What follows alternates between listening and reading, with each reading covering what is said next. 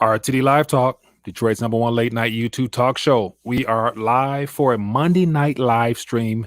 It is the 19th day of the month of October. And of course, a lot of things worth talking about. And I want to shine a little bit more light on what has become a mainstream topic over this past weekend. And it happens to be about the IMF's hinting at a new moment, such as Bretton Woods. It's needed at this current moment. And so looking forward to sharing my thoughts on that, as well as a couple of articles to show you exactly where it's heading. And so it's one of those things where it's not nothing new. It's just surprising to be mentioned at this current time, the way that it's been mentioned. So I'm going to dive into that. But before I do so, I want to definitely acknowledge a couple of people for taking time to join me this weekend. Hope everyone had a good weekend. And as also any new viewers out there, feel free to let me know where you're watching from. Would definitely love to acknowledge your presence and welcome you to the community. And so let me dive right in. And so it looks like a lot of people have chimed in thus far. We got Solo. We got Carl Derone says, well, found your channel a couple weeks ago. Welcome to the community, my friend. Appreciate you for joining us. We got Riley. We got what else? We got Igor. We got Luke. We got Jake. We got what else we got? Natural Mama. We got okay, a couple people already Yankee in the building. Okay, Florida Princess. So I appreciate everybody taking time to join me, and want to just share my 2 cents on this whole Bretton Woods situation, IMF talk, and CBDC. And of course, you know, as you guys know, it's old news. It's just surprising that it's been mentioned at the height of all this global tension and things of that nature. But the seeds were sown a long time ago. And I want to just backtrack a little bit and lay some of the foundation as to how we arrived here, and basically share my 2 cents as to where this is ultimately heading, which at the end of the day, once all this runs its full course, it equates to a global stablecoin. It's kind of what it's going to be pictured as. Now the question will be what will be the contents of what will be the backing behind that stablecoin. And I have some information here from a pretty credible source, as well as some key players behind the idea itself, which will let you know where this is heading. But as always, welcome to the fold. And so I want to get in and share a couple articles and then get your 2 cents on it and go from there. So as always, welcome to this live stream. So let's just take it back a little bit. So we're currently in this current environment of all this digital talk, not by coincidence. Everything we're experiencing now is by design.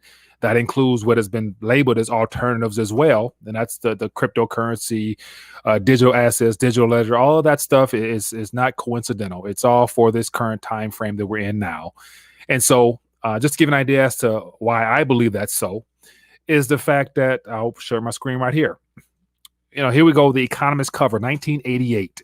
And so as a way of shifting this current monetary system in towards that next gear or into the next phase, the Economist cover, which is a Rothschild / how many ever oligarchy type families that run this institution, gave us an idea as to the timing or the season in which change will be needed. And of course, here it says, get ready for a world currency. And believe me, their timing, when I mean those who are orchestrating this, is still in play. Now we're just being introduced as to how it will be rolled out, but yet central bank digital currencies was a part of the equation well before this current season. And so here you have the Phoenix with a coin around its neck, of course. And what is it? What's burning underneath it? The Federal Reserve notes. And so one thing I always like to distinguish between the difference between a dollar and a Federal Reserve note. Here is a Federal Reserve note, and this is what I would consider a dollar. So big difference there. So once again, what's burning? The paper. So that's a hint at what you should make sure you want to have too much of as all this unfolds. But this is the foundational work here. This was given to us decades ago, and here we are now experiencing how it's being rolled out. Okay, and so it's being rolled out in a way where it caught a lot of people, or it's causing a lot of excitement. And I think that the fuse was officially lit, and I'll put this on the screen here. The fuse, in my opinion, was officially lit when last year the Bank of England keeps an open mind on Facebook's cryptocurrency Libra. And so last year, let's remember this, Mark Carney during the Jackson Hole came out saying that they were concerned at the direction of monetary policy, as well as the development of this new creation called Libra, just because of how it basically removed power from, or removed authority and central monetary policy and disrupted the current monetary system, or did it? And so once again, Libra was used as a fuse that was so-called lit under the central bank's butt to really take into consideration this central bank digital currency concept. And so from that point on is when I believe that, we became open to the fact, and Mark Carney's, because a lot of people questioned at that time, why is Mark Carney talking about Libra? Why is he talking about the need to now look into alternatives to the dollar? And as I said back last year, I believe that him vocally speaking, he was given a heads up from the UK, from those that are a lot of part of the old monetary system structure. He was given approval to announce the need for central banks. So that was a call for all central banks to begin ramping up operations, heading towards that central bank digital currency concept. And so once again, we've had a whole year of CBDCs becoming more mainstream now in the news. So it's nothing new. We've all been braced for it, preparing for it. And so the next little bit of news I want to talk about here's the landscape. So as a result of a lot of that talk about CBDCs, every central bank around the world, for the most part, has been ramping up there. And so here's a little article here about all the banks that have begun deploying, studying, and some actually adopting and launching, because it's been in study for quite some time here. As you can see here, Barbados released a dollar in 2016. We got China just did theirs right now. We got France, Marshall Islands, Saudi Arabia. Hint, Saudi Arabia is leading the charge right now. I'm going to talk about that in a second. We got Sweden, Thailand, Turkey, Hungary. So you name it. And so that was approval for the most part for central banks to begin really ramping this thing up, because the timing is of importance to them. And so once we were given the framework as to what and why this was, the actual timing was released officially when the pandemic started. And so here the World Economic Forum gave the world, they announced to the world what will transpire in this next 5 to 10 years. And so right now, what better time to reset things, as they put it, than right now in the midst of a pandemic? And if you look at the list of things they gave us to study and actually become familiar with, here's the framework as to what's all included inside this reset. And if you look to the bottom right lower corner, it says revitalizing global cooperation. And so cooperation, inclusion, we got all those words being thrown out there, which means one world eventually. And so associated with that is some little links here that takes you as to what's going on here. And a part of revitalizing global cooperation happens to be global governance, and utilized through the COVID-19. And it says here, financial and monetary systems. So that's a part of the Great Reset. And so here we have the IMF just last week, this is what's catching everybody by, or it's catching alternative media it's taking the alternative media by storm right now. And so just the idea that last week, the new IMF director is talking about a new Bretton Woods moment in this current time frame. And she listed 3 things primarily that is why it's needed. And of course, they try to make it seem like it's for the people. And so a part of it is climate change, the health situation, as well as financial inclusion. So those 3 things is what they're using to really hint at a new Bretton Woods moment. Okay. And so everybody kind of got an idea as to what that is. All the information is out there now. But yet, once again, this was planned, decades ago. So don't be surprised. Now, here's something that a lot of people may not be familiar with and may not really have been able to keep an eye on. So today I had a chance to watch the IMF talk from Jerome Powell. I think it was about 8:30 this morning. And this young lady here on the screen was leading the conversation. They had it was a total of 4 people, and they were all talking and sharing their thoughts as to what, how, what, where, when. And I want to acknowledge Kristalina. I appreciate the love offering to the channel there. Thank you for being a blessing. And so those individuals today led the way in talking about basically the digital currencies, as well as the what does it says here? Cross-border payments was kind of the time frame of what they wanted to talk about. And so Jerome Powell gave us some good and interesting hints that a lot of people may not have caught on to. And so she asked him a question: what are your thoughts on central bank digital currencies and how moving forward the Federal Reserve would approach it? Okay, he said at this current moment, it's important to work with the private sector, because working with the private sector allows us to be more inclusive and include more people. And let's take our time and let's do this slow, which I interpreted that as saying is the Federal Reserve will more than likely be the last ones to announce and release their central bank digital currency, so that the rest of the world can already have their infrastructure set up. And as we go into this inclusion aspect, the issue that they have is the idea of stable coins. And so stable coins are private institutions now issuing so-called backed, one-for-one stable coins to the Federal Reserve note. That is a big issue right now that a lot of countries are having issues with, because a lot of people within those countries there are starting to utilize USDC, USDT, and all those stable coin, i.e. dollar-backed coins, and they're causing a major disruption in the emerging markets and whatnot. So what they're trying to now bring out is the need for shifting away from things pegged to the Federal Reserve note, aka the dollar. And so what they're trying to do now is roll out individual central bank digital currencies. And so this is how I'm interpreting this. The ultimate goal is to have each nation with their own central bank digital currency and this is going to use a lot of the blockchain metaphor as the layer one. And so the layer one will be the initial rollout of the CBDCs. And so the question will then be, will they use the same protocols? How? I don't know.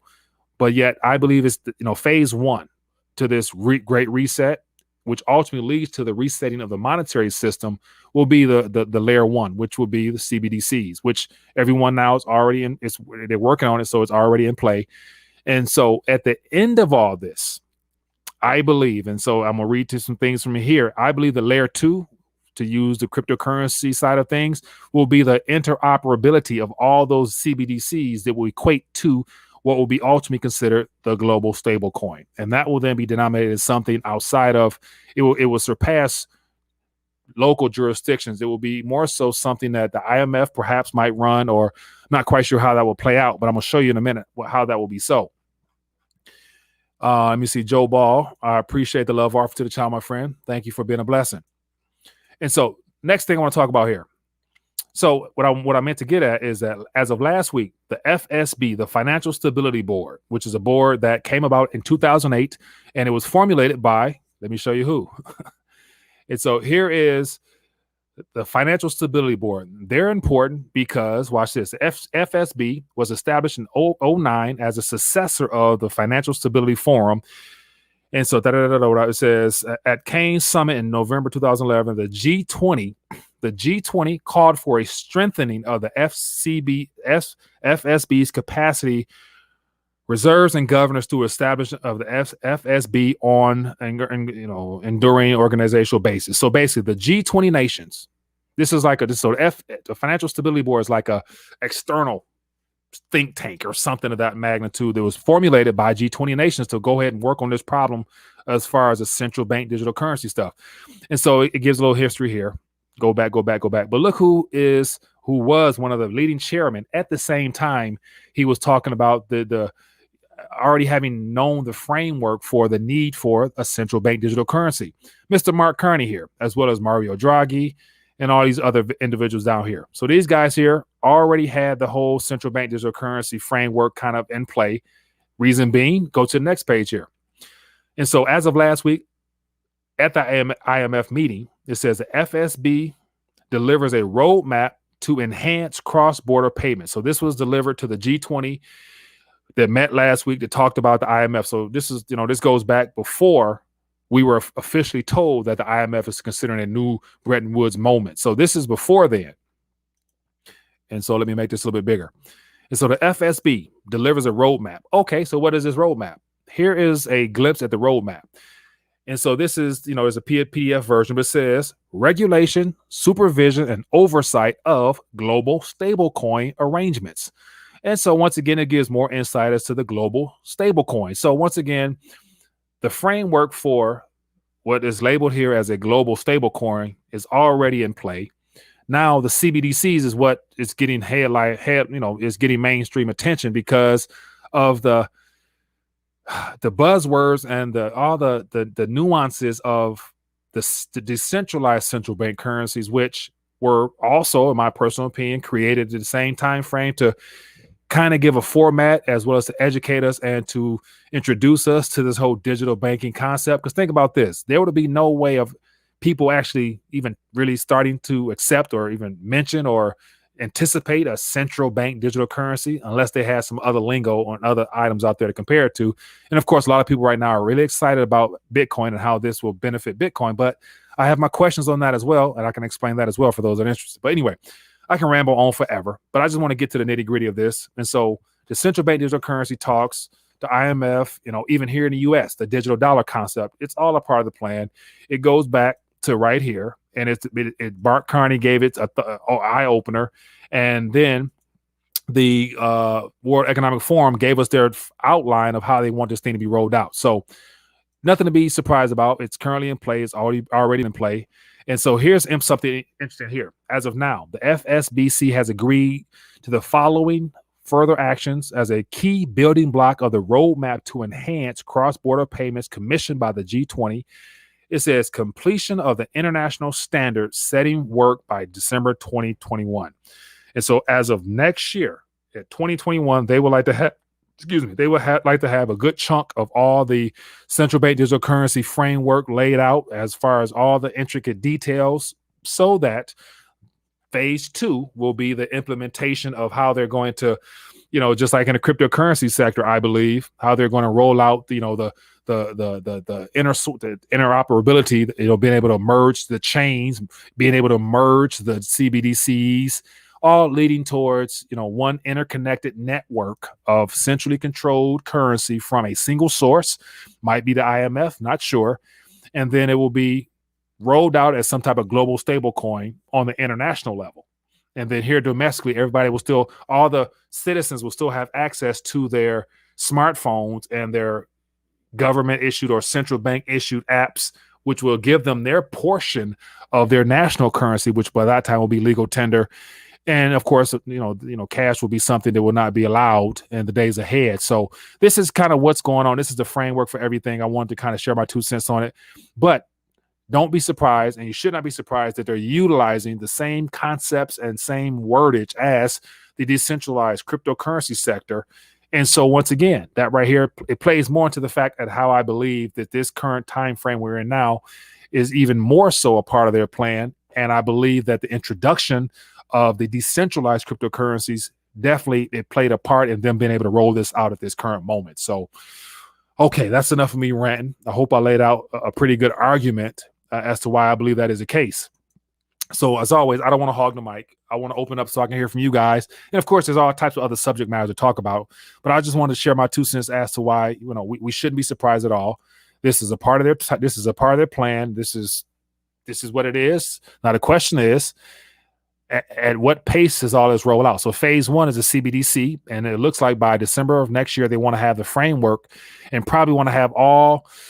I think there's 170 countries or so. I think that it's all in bed with the IMF right now, working on that. So they're having their meetings. Of course, whatever Zoom calls we're able to watch from them right now is all afterthought stuff. But I believe personally, phase 1 will be issued by the end of next year, according to what they would like to have done. And then for us here, I believe officially the Federal Reserve will probably be the last central bank, and they have the greatest authority because of the reserve currency status. And so I think that's kind of how the time frame right now plays out. And of course, this is a multi-year thing. This is not something that just will happen overnight. So these are just steps. They're taking baby steps because they have time, because they're issuing something new, and it's going to be it's going to be received easier during times of turmoil and chaos, which as of right now, we're starting to get introduced to that. Like, right now, I'd imagine a lot of people right now are overly probably just tired as hell of hearing and seeing and talking about COVID, talking about masks, talking about the election, talking about the financial realm. So so right now we're being primed. And so it's going to be a while. This is going to be a long, so buckle down. It's going to be a long haul here. But one of the good side of all this is you're getting a chance to witness this, and you're ahead of the curve. You're aware of what's going on. Now, how do you navigate in the midst of it? I don't know. But I know one thing is it's designed, as I can go back here and show you what it's designed to do. And the whole idea of the reset, it happens to be because the Federal Reserve note, which is at the bottom of this phoenix, the world currency concept, is going to be burning. And so if you are aware of the fact that the plan decades ago was to basically remove the Federal Reserve note as the primary source of everything for the world, then you make sure you allocate your funds accordingly and you get your weight up, as I would put it. Anyway, let's talk a little bit. Hello, caller. What's your name? Where you calling from? Had somebody there. Give me a call. Let's talk. I apologize for that. Hello, caller. Let's talk. What's your name? Yeah, Steve from FEMA Region 9, Mike. Steve from FEMA Region 9. How you doing, my friend? Good. You're on fire tonight, bro. You're on fire. I wish I wasn't, man. I wish I was 100% wrong. I hope I'm 100% wrong because this is not going to be pretty. But what are your thoughts on this matter? No, you're not wrong. And also, there was a interview. I think it was on Fox. I forgot what station it was on, but I know I saw it this weekend. Mm-hmm. They were interviewing the CEO of XRP. I'm not a crypto guy. I'm a silver and gold guy. Yeah.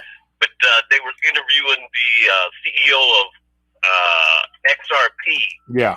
And then they brought on some government guy, because I guess the CEO from XRP was saying, "Hey, look, if the U.S. government isn't going to allow us to move forward and spread their business, I guess, the XRP, then they were going to take their business abroad, i.e., move their headquarters or whatever to another country." Yeah. And then they brought on a government guy so they could talk. Mm-hmm. And the government guy was begging him, "Hey, don't do that. Don't do that. Give us some time to, etc." And I was going, "Boy, this looks shady as all get out." Yeah, man. Competition. Yeah. Competition. So here's my thoughts on that. And I've been having a chance to really absorb a lot of people's content on this concept of, how a lot of people are thinking that Bitcoin is going to be that escape hatch or the door out or the wealth preservation tool solely. And that's my concern, is that as of right now, the framework has been laid to get us excited for this transformation into the digital world, period. And so here's the thing, like, I believe personally, as the central bank digital currencies are rolled out globally, especially in China and all the other nations, which those governments will not allow the Bitcoin miners to operate at full capacity because there's such energy drains on the economy. And so, especially with Bitcoin, this is my biggest problem. I could be 100% wrong, but because I think I saw about 65% of the mining power or the mining algorithm or the miners exist in China. Imagine if, the governor in China said, "Okay, our central bank currency is up and running. We can't have any distraction. We can't have any alternatives for our own citizens. I want everybody who's draining the power to shut off their miners now, or you're going to jail." Now, if they shut off 65% of the mining power to Bitcoin, that will definitely cause a clog up in the system, which will erode confidence, I'm sure, pretty fast. And then you got all those other nations that are developing central bank digital currencies as well. If their government says all miners must shut off or be subject to death or penalty or law, if all those rigs cut off, the proof of work concept will be very, it's going to be some problems, man. And then all it takes is Bitcoin to have issues and everything else is going to fall in place. So those are things to worry about, because governments will not allow miners to continue to operate at full capacity unless they want Bitcoin to be a part of the equation. That's just my 2 cents. Absolutely. And as Martin Lawrence used to say in this TV show, correct, my brother. you are correct on that. Hey, one thing I just went over, I just stumbled across it this afternoon. I watched it twice, and it kind of hit me in the gut. What's that? The powers that be, I think I already know why, and you probably know why too. Once I say this, the powers that be are going after Peter Schiff now. Yeah. If you haven't heard that, 60 Minutes Australia did a piece on him yesterday. Yeah. I sent it to you. It's on your email. Okay, I would check it out. Oh yeah. Yeah, but I saw. They're trying to do a hatchet job on him. Yeah, I saw the attack, and so here's the thing. Like, of course, it's a targeted. He's been targeted. Now, so the question is, who did he piss off? Like, who did he piss off up top that would open up the door for them to attack him, because they're saying the anti-money laundering and stuff like that and all that stuff. So correct. Correct. It's go ahead. It's him. It will boil down to him versus system. and then you let me know who you think gonna win. You know what I'm saying? So it's unfortunate, but correct. Yeah. So I wish him the best, though. They're going after him, and pray for the man, because I mean, here it is. We still got Jamie Dimon walking around, and they go after little Peter Schiff. Yeah. Are you kidding me? Yeah. So incredible. Yeah, he pissed the wrong people off. I'm not sure whether it's gold or in the Bitcoin space or something. He ticked off somebody. So we'll wish him the best. Yeah, it's the gold. And it's the gold because go ahead. There's a history with that. His dad. Yeah. They did the same thing to his dad. Irvin. Yeah. Irvin Schiff. Yeah, they did the same thing to his dad. Yeah. And basically the government knew that his dad was correct. Yeah. And they kept the man in prison until he died. Yeah. I mean, those are the type of people that we're dealing with, though. I mean, so it is what it is. But anyway, I guess there's a group that they put together, an international group from the U.S., Canada, the U.K., and I can't remember the other two countries. They call them the J5. Is what they call them. So basically, you can look at it as the international IRS. If you want to put it that way, they talk about it a little bit in that video that I sent you on the email. All right, I will check it out. Yeah, I appreciate it. Very, very interesting. I feel so bad for the guy. Yeah, I was going, here they go. Yeah. So we'll see, man. But definitely appreciate you for calling as always. Good to hear your voice.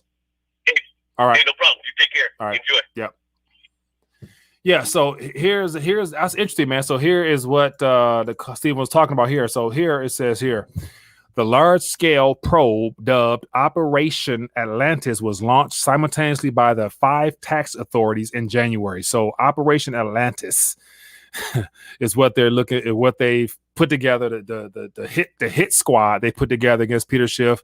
And so the 5 tax authorities. And so it looks like Australia, Netherlands, US, Canada, and UK.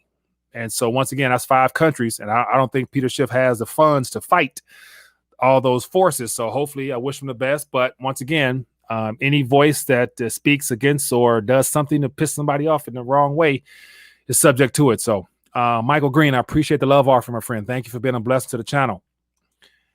JS, I appreciate you as well, my friend. Peter Schiff was singing a weird tune last podcast. I did not listen to it. I usually check out Peter Schiff's podcast, but I did not check that one out. And so, yeah, man. But so here's my thing, man. As of now, the IMF, hints at a new Bretton Woods type agreement. So that's a part of the Great Reset. And so don't be alarmed. You were warned. They told us ahead of time. And it was mentioned in, for those that may not be familiar, go back and check the overall. All these things here are incorporated in this Great Reset plan. And right here it says financial and monetary systems and global governance. So that's all a part of the equation. Now it's just a matter of their own timing and how they roll it out and how it impacts us the right way. So here's some thoughts here on how and what to expect moving forward. And so the best way, I would imagine, to be able to roll this stuff out uninterrupted or without any pushback from the public is to allow things to run their course. And so the world, I'd imagine, is already in chaos. As I mentioned last week, if you pretty much Google protests in countries, Turkey, Chile, Argentina. So there's protests in the streets pretty much in a lot of major areas due to the suffering taking place. But between the wealth divide between the rich and the poor, in most countries, especially second, third world, there is no middle class. So it's either you got money or you're broke. And so imagine all the unrest that's taking place. So the goal to create in a twisted way, to have a smooth, uninterrupted Great Reset, you need great chaos. And so that's why this presidential season is going to be very pivotal for them to cause as much turmoil as possible. And so also, if you haven't noticed as well, the Democratic slogan of Build Back Better, there's 4 or 5 other countries that's in presidential elections right now as well, and they're using that same slogan. And I want to say, I saw it the other day. Let me see if I can find this. And so that right there lets me know that, of course, it's politically orchestrated here in the U.S. And so we got the ballot situation. We got the virus on top of that. We got the lockdowns that were a trigger. You factor in a global synchronized event such as locking down every economy, that definitely starts a reset. And so as things roll forward, there's going to be more unrest, more pain, more suffering. And so right now, my personal strategy is not really a strategy. It's just, to me, it's common sense. Cut back on things I don't need. Buckle down for the long run, get my weight up, get my food up, get all the things that I need.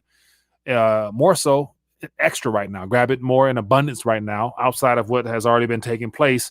Cut off any stupid spending and just stick to what's needed. And so the biggest thing outside of those natural elements is the emotional and mental preparation that we have to make as well, because the emotions are playing on us big time right now, from the political side, everywhere you look on social media.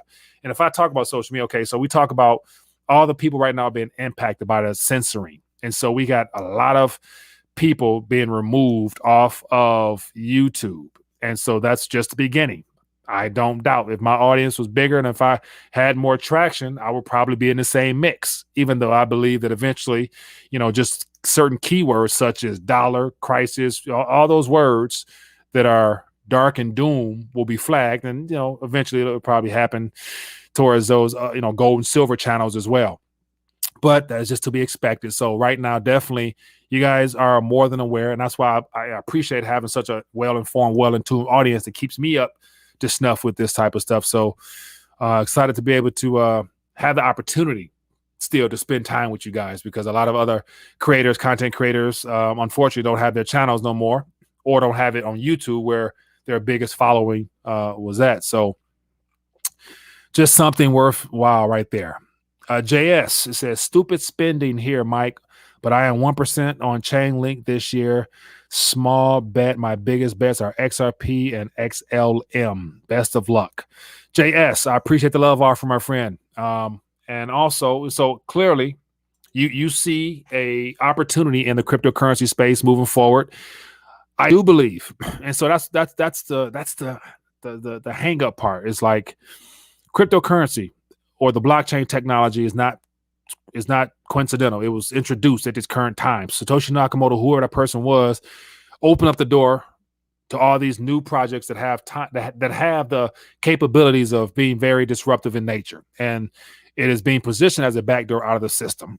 Once again, one of my biggest concerns will probably be the proof of work projects, because those are the ones that require the most energy consumption, especially the Bitcoin blockchain. Right now, with the miners side of things and all the confirmations of blocks and whatnot, they have to monitor that stuff. And therefore, governments can easily spot where the most energy is being consumed at. And this is how we can tell in the next year or two if central banks and governments and all those entities were behind the promotion and the tolerance of allowing Bitcoin to become a mainstream subject matter, is if they allow their central bank digital currencies to coexist with the Bitcoin blockchain, given the fact that if people are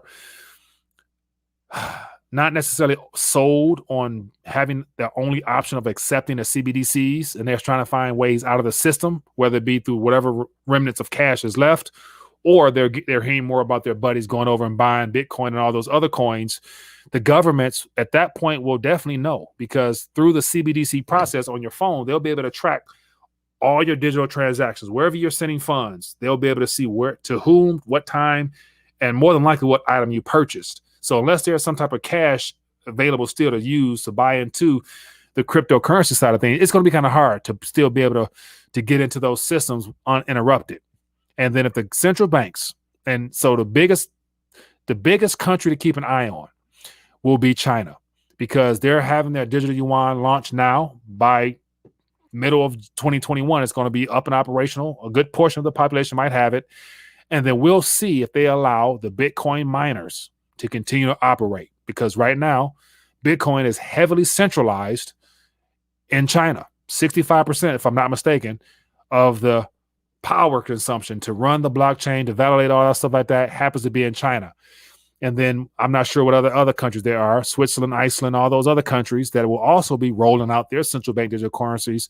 If they allow miners to still operate and the central bank digital currencies to flow together, you better believe they were in on the creation of the whole digital concept, and they're allowing it to happen. That's my personal opinion there. So that's why I kind of have an issue with, people like right now. So for example, Powell from Real Vision, he's, over half of his worth or whatever he said is in Bitcoin. I'm thinking like, that's pretty courageous, given the fact that Bitcoin is heavily centralized. It is a centralized currency. It almost, of course, I'm not an expert on all how the Bitcoin, I'm not sure about all that, but I do know, based upon information, and I even remember when I had Max Kaiser on, I mentioned to him how heavily concentrated the mining capacity for Bitcoin is in China. When I mentioned that, his tone changed. He's like, well, yeah, you're right about that. That is something that can be of concern. And so once again, if governments decide that they don't want the Bitcoin miners to operate, there goes the number one alternative that people have been banking on. The good part is Bitcoin, I believe, is a test run. Is not meant to be long. Is not meant to be sustainable in the long run anyway, just because there has not been any development for the Bitcoin chain. I'm just talking about BTC. All the other forks, that's whatever it is. But another issue that will be brought about real soon within the next 5 years will be the idea that the supercomputers, quantum computers, will definitely also be improved.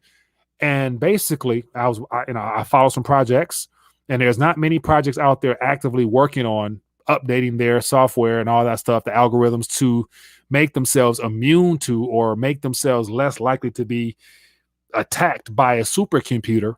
And the ultimate attack of a supercomputer is just one algorithm away from creating something, creating an algorithm, as well as the SHA-256, hash rate power or whatever. That's coming. That'll be here a couple of years for sure.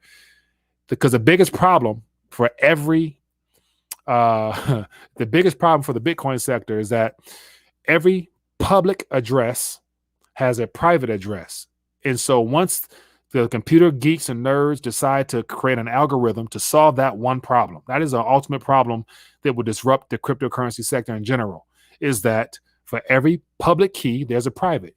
You've somehow configured and put in that algorithm to go attack the top 10 public addresses, which happens to be, if you look, like Satoshi Nakamoto's wallet, still laying dormant. You got all these financial institutions, like we got Grayscale, we got Michael Saylor, we got all these entities dumping in millions rather of their company funds into Bitcoin. Those addresses are public. And so basically the problem is whoever comes up with the algorithm, and whenever the hash power and computer quantitative power is ready, the problem is simple. Just find those private addresses. And once that happens, there goes the Bitcoin blockchain. And it's not a matter of if, it's a matter of when. Because once again, Bitcoin is not operated by a single entity. There will not be any way for the entire community to come together fast enough to agree on how to update their what's the name. So anyway, that's just me ranting, man. I'm doing too much rant, but I apologize. I've been ignoring the chat. So as always, highlight at Rethinking the Dollar to stand out. We'll talk. But Crypto Hustle says Bitcoin is designed by the government. How will you be able to buy and sell with gold or silver? Great question. And so once again, I believe amongst all the digital rollouts of your apps, the United States Trust, United States Treasury Trust will be probably what it's called on your app. It's gonna be some type of patriotic looking American flag on your phone. You click it, and the Federal Reserve, whatever. And so amongst that is the ingenuity of the community again. We want to get back to actually having pockets throughout the country where out of mere necessity, we're going to have to rely upon each other once again. For those that may not want to participate in the system outright, to where you're going to be actually exchanging your skills or services, as well as going back to bartering will probably be the most efficient way. And then it will be a black market. And so definitely there will be notes still circulating. Now they won't be authorized. They won't be. So as of probably next year or two, the Federal Reserve might stop printing these things or having the United States Bureau of Engraving print these things. But yet these notes are going to circulate. There's going to be $2 trillion worth of paper coming back to this country eventually. So there's going to be paper out there. Now, whether or not people want to use it, probably not. But then there's going to be there's going to be people creating opportunities out there with alternative means. And so we have cities throughout the country with, like the little, local town currencies and stuff like that. So out of necessity, we're going to become very creative on how to exchange value amongst ourselves, as well as the idea of the whatever the nominal value of silver and gold will be. Most people will not you will not probably be able to get the full dollar amount in a digital currency when you go take your gold and silver to a shop. So it's more so going to be you directly looking to buy and purchase whatever it is you can purchase while you can. So that's just my 2 cents. But in a solely digital world, it's centrally controlled. Everything you do will be tracked and traced. So a lot of things a lot of people will be going around those apps because they're going to find ways of doing it. It's going to be hard. It's going to be challenging, but I think it will happen. Okay, I'm missing some calls here. I apologize. Let me get to these calls. Hello, caller. Which name are you calling from? Hello? Hello? Hi there. What's your name? Where are you calling from? Mike, Tony from Oakland. How you doing, bro? TB. I'm doing good, my man. What's on your mind tonight? What are your thoughts about all this? We got to be careful. Okay. We're running into a lot of trouble here. The first thing is that we got to figure out what we're going to do with all those derivatives on the book when the SOFR moves in. I think that's what's holding up the Brexit deal. Yeah. Because the U.S. has to transfer all of that debt over from the LIBOR over to SOFR, and they can't do $1 quadrillion. Not happening. Not happening. In January, start in January. So, all this stuff they're talking about is supposed to be happening in January. Maybe the move in order to crash the dollar. I ain't gonna say crash the market because there ain't no crash. It's overvalued. Okay, so as of now, with the derivatives transfer from some LIBOR to SOFR, and so I didn't dive deep into it. I saw Lynette Zane came out with something, but knowing that was an issue, that probably when the rollover to the SOFR last year, I think was a part of what triggered that whole repo activity back in September. But so as of now, January is supposed to be the time frame. Everything's supposed to be fully transitioned, or that's what you're saying? Supposed to be. January 2021 supposed to be fully transitioned. Oh man, that ain't happening. Like I know. So what happens then? And not only that, that's only what the U.S. has contributed. They ain't even talking about the euro dollar, all the dollars outside of the United States. Yeah, this is tough. This is a potential powder keg for a lot of things.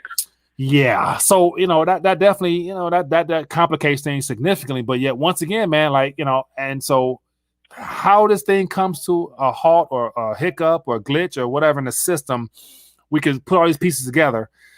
It's concerning, but yet just thinking about where this is heading, like I always said, there will be no financial future in a Federal Reserve note or the digital version of it. So between now and then, it makes me not want to participate even more as far as removing much of my financial energy and economic future out of the system as I can, just for the sake of this is going to collapse. It's going to crumble. And then there'll be no way of smoothly. It's no smooth transition, as we can see, but you won't be able to tell what you own and where you own it at, type of thing. That's how bad it's going to be. The banks are going to own everything. If you don't have something with your name on it to say that it's yours, the banks are going to own it. Yeah. And everything that you got out that's a debt to the bank, they're going to come and either jack the price up or change the rules. Yeah. They own a lot. Yeah, it's Tony, man. It's that was spooky, man. I didn't want to hear that bad news, man. Halloween's coming next week. I didn't want to hear that, bro. But we got to be ahead of the game. I hear you. All right, man. Appreciate you. Later. Oh man, yeah. So that's a whole nother can of worms there, man. And that's nothing. That's nothing. That's real talk right there, though. Hello, caller. What's your name? Where you calling from? Hey, can you hear me? Yes, I can. What's your name? Okay. Yeah, my name is Troy. I'm calling from Dallas, Texas. Troy from Dallas, Texas. How you doing, my friend? What's on your mind tonight? Well, main thing I just want to talk about was I've been listening to a lot of these, forums that they have going on, these economic forums and everything, these think tanks and all these different, these like non-governmental organizations that are pretty much dictating policy for, how everybody's going to be living their world in the next coming years now. And there's the real big push, like you've been saying, is about, one of the specific items I read about was dematerialization of the paper bond markets. So along with that goes the whole industry of people that sit around processing paper documents, people that scan paper documents and titles, insurance company adjusters, bank processors. I mean, outside of, getting digitizing all of just, financial records and securities, there goes the whole industry of people that are, that make $100,000 a year that actually, do all the service and then make the fees off of these transactions too. So that's another thing, as we move digital, if the system is more lean and mean, that, that's trimming a lot of fat. So a lot of people are going to have to, it's not going to be people that are at the bottom of the pay scale that are going to be necessarily affected. It's people up the food chain that are going to be affected as well. Whew, good point, man. That's very true, man. So think about that. Think about like that's, and I remember a year or two ago talking about how a part of this reset. So if I pull up this, let me pull up this. If I pull up this little visual aid here on the screen, and around this visual aid here, it incorporates every area, every sector of what will be a job, which will be the reintroduction of the labor and workforce concept and lack thereof. And so all the different things is a part of this, is a whole new, as they say here, the fourth industrial revolution of work and labor and how it's going to be viewed, to where the current job structure and all the jobs included in it is not included in that. And so that's an imaginable amount of jobs gone, but new ones created as well. But I don't know if the skill sets are quite ready right now for what they have planned for the future. So, yeah, man. Yeah, and you've got you got to think about the amount of people that that are tech savvy. Most of these apps and things that people spend their time on are designed to be extremely user friendly. So, as far as the population that's, technically savvy enough to be able to deal with work or even retrain in an economy where you're going to have to constantly be on the computer, that's going to be a big, that's a big jump. And there was already a digital divide, as people were getting introduced to the internet from 20 years ago. It was already a stated digital divide. And, I just see that just further increasing, proportionate to the wealth gap as well. Yeah. Very true, man. Very true. Hey, I appreciate you calling and sharing your 2 cents on the matter, my friend. Thank you. Hey, thanks, Nick. Thanks, man. Love the show. Appreciate you. Yeah, man. Good stuff, man. So for those tuning in, man, I was kind of laying out the foundation as to how, I'll go back and give a quick synopsis. So basically, 1988 was when the concept of a world currency was coming, and it was, the Phoenix, the coin concept. So just a lot of people, the mystery behind that was, is it going to be digital currency? Is it going to be Bitcoins or whatever? But they already knew what was coming. And then Mark Carney basically gave a heads up, giving central banks the okay to start really ramping up their projects. And then we have all central banks around the world basically at this current moment are in development of their currency, digital currency wise. And then the Great Reset gave the framework as for how the reset would take place and all the sectors included. And then the FSBC, the Financial Stability Board, which was created by the G20 nations, were pretty much put in place to lay out the foundation for how the global stablecoin would come about. And look who was a part of the board, Mark Carney, the same person who said Libra and the need to move away from the dollar, and us needing to use technology and start studying digital central bank currencies. And so these guys here were a part of the forming of this board talking about the central bank digital currencies. And I compare the analogy of how central bank digital currencies is just phase one. They're going to be uniformly rolled out to so-called provide inclusion of all the unbanked and cross-border payments is what is being sold as. But eventually, the layer one side of things will be that they're going to be rolled out, and the layer two will be how you connect them all together, which will then lead to this global stable coin. And then I'm not sure what the word stable means, because unless they put in gold and commodities and other resources in the pot to make it stable. I'm not quite sure how it's called a stable coin, but once again, this is from the horse's mouth directly. This is what they want. And a part of this being complete, or the first phase, I believe, is by December 2021.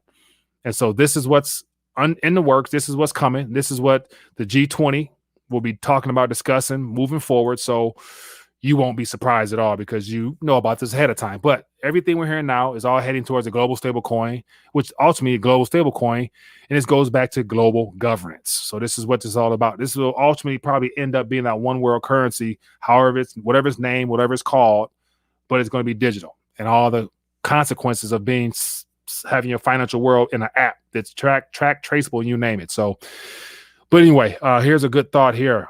James, I appreciate you for sharing that. It says Nancy Pelosi is trying to make the Trump administration take freedoms from the population with precise language that makes COVID-19 testing, masks, and contract tracing mandatory by the science.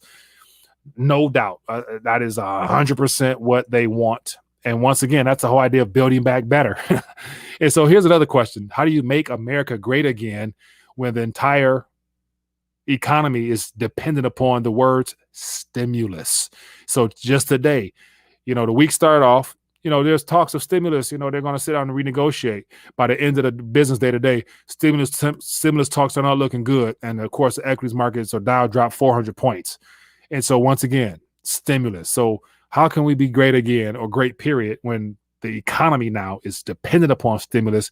You got Jerome Powell out begging for the central government to get involved and stimulate. They're basically saying it's no amount too much for you to put out there right now, because the monetary policy has ran its course. QE cannot really solve anything, because once again, it doesn't incentivize consumer confidence to go out and spend. So once again, the only way that they can get this inflation or get this thing rolling in a way that can provide an illusion of a recovery is to give more funds to the people. And that's why the digital app system it has to be in the works. It has to be coming soon, because once again, unless people are spending and propping this consumer-based economy up, it's going to continue to contract. Therefore, the banks are going to have major issues. So I watched The Economist the other day talk about expecting a 75 to 80% correction in the equities markets. And so, once again, it's going to correct, but then go back up. But it's one of them things where there's going to be a massive transfer of wealth taking place. So, yeah. Anyway, man, but I've been rambling for 52 minutes. I appreciate everybody who tuned in tonight. And for those that want to get the full shebang, go back and watch the first 17 minutes where I laid out the entire spiel on how the central bank digital currency is just phase one. The global stablecoin will be the last hoorah. That's probably like phase 3 or phase 4. But it's 2, 3, 4, 5 years away from here. But that's where we're heading, and that's that one world government system that they want. So we'll see how things play out. But yet, you know what to do in the meantime. Stay prayed up, really right. This is right now where you really pray for those that are in power right now as best as we can, because God is still capable of getting in and intervening and changing things around. So I'm not giving up hope in that regards there. But other than that, get your weight up. Definitely brace for impact this upcoming November, because it's going to be chaotic. I'm already hearing articles about food shortages, so stay on top of your food game. And other than that, people, keep doing what you do, man. But about to dial back, appreciate those for tuning in. As always, get your weight up, people. Don't forget to do that. And I want to make sure I remind you guys, if you have not, the collector coin is out there for those that want it. Definitely, it's a limited edition set, so definitely you can be a part of history here, because this is some coin that, God willing, you can give to your grandkids, and they be like, "What is this paper stuff right here on the side of this weight scale?" You be like, "Well, we used to have physical notes, back in 20, 30 years ago." So, but anyway, people, be blessed, be safe, and hopefully be back tomorrow, Lord willing. Peace.